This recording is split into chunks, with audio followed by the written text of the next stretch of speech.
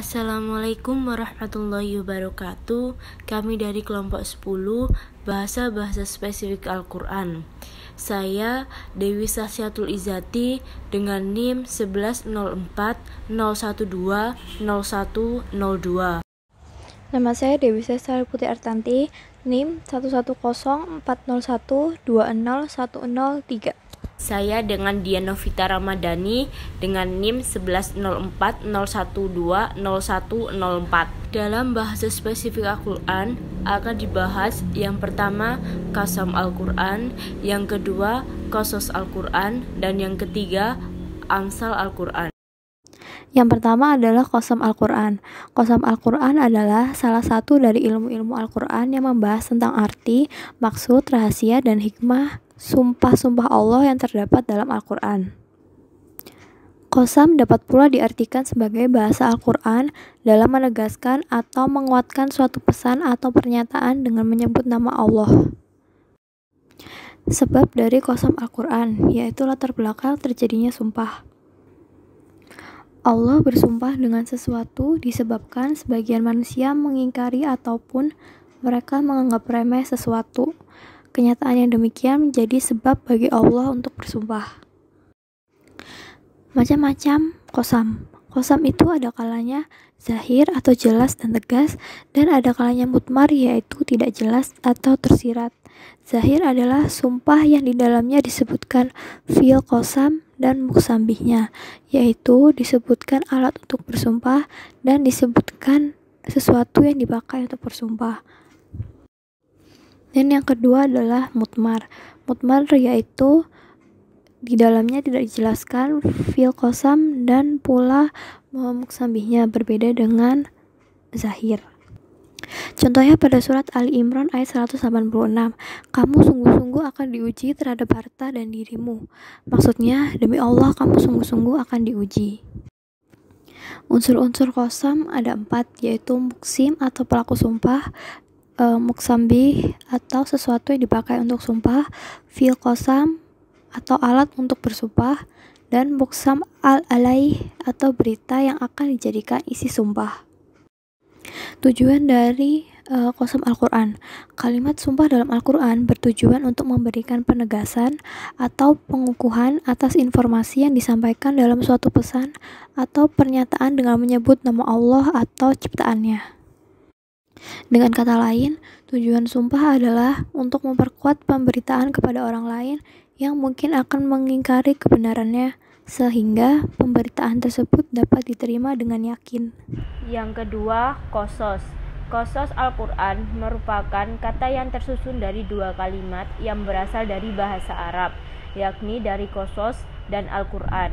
Kata qasas merupakan jamak dari qasisoh yang berarti kisah, cerita, atau hikayat.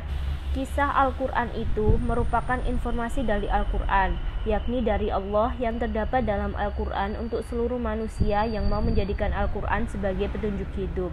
Informasi itu tentang kisah umat-umat terdahulu, tentang kenabian, orang-orang yang tidak dapat dipastikan apakah mereka dari golongan nabi atau orang-orang pilihan, dan juga menceritakan tentang peristiwa-peristiwa yang lama, termasuk peristiwa-peristiwa yang pernah terjadi pada masa Rasulullah SAW.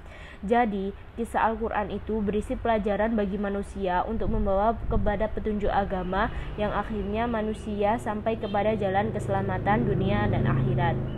Bentuk-bentuk qasas dalam Al-Quran. Bentuk-bentuk qasas dalam Al-Quran berisi tentang kisah para nabi terdahulu yang mengandung informasi mengenai dakwah mereka kepada kaumnya, mukjizat-mukjizat yang memperkuat dakwahnya, sikap orang-orang yang memusuhinya, tahapan-tahapan dakwah dan perkembangannya, serta sebab akibat yang diterima oleh mereka. Yang kedua, kisah-kisah yang menyangkut pribadi-pribadi yang bukan termasuk nabi dan golongan-golongan, dengan segala kejadiannya yang dinukil oleh Allah untuk dijadikan pelajaran, seperti kisah Maryam, Zulkarnain, Luqmanul Hakim, dan Ashabul Kahfi. Dan yang tiga, merupakan kisah yang menyangkut peristiwa-peristiwa yang terjadi pada masa Rasulullah SAW, seperti perang Badar, perang Uhud, Ahzab, dan perang Bani Nadir. Tujuan qasas dalam Al-Quran. Tujuan pokok dari kisah Al-Quran adalah pencapaian hidayah Allah bagi manusia agar manusia mau mempelajari dari kisah tersebut dan mendapat hidayah dari Allah.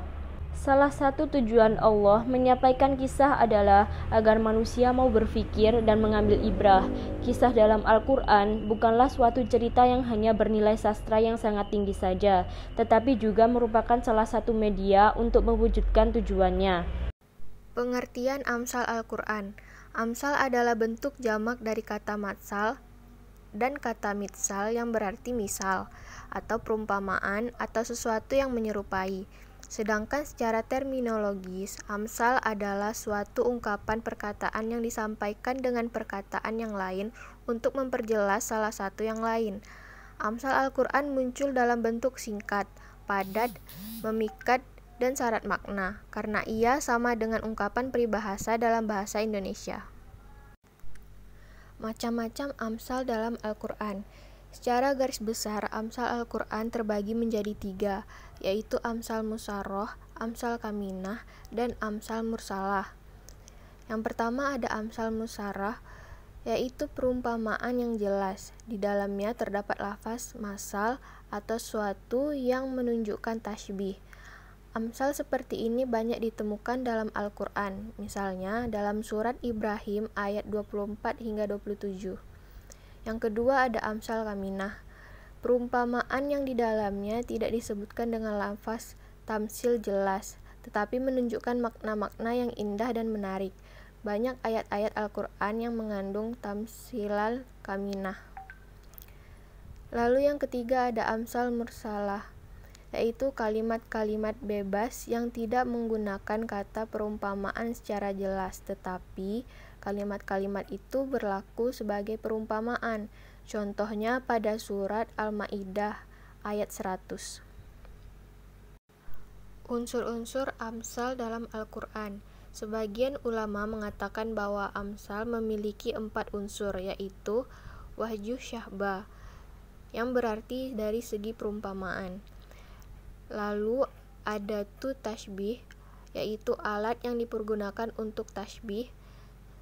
Selanjutnya musyabbah, yaitu yang diperumpamakan. Lalu musyabbah bi, yaitu sesuatu yang dijadikan perumpamaan. Ciri-ciri amsal. Adapun ciri-ciri amsal Al-Quran yaitu yang pertama mengandung penjelasan atas makna yang samar atau abstrak sehingga menjadi jelas, konkret, dan berkesan. Yang kedua, amsal memiliki kesejajaran antara situasi-situasi perumpamaan yang dimaksud dan padanya. Lalu yang terakhir ada keseimbangan atau tawazun antara perumpamaan dan keadaan yang dianalogikan. Tujuan amsal dalam Al-Quran. Yang pertama, melahirkan sesuatu yang dapat dipahami dengan akal dalam bentuk rupa yang dapat dirasakan oleh panca indera, mudah diterima akal karena makna yang dipahami oleh akal tidak bersifat menetap dalam ingatan jika tidak dipahami melalui gambaran terdekat dalam pemahaman. Yang kedua, menyingkapkan hakikat dari mengemukakan sesuatu yang tidak nampak menjadi sesuatu yang seakan-akan nampak, sebagaimana dalam Quran surat Al-Baqarah ayat 275. Yang ketiga, memotivasi orang untuk mengikuti dan mencontoh perbuatan baik seperti apa yang digambarkan dalam amsal.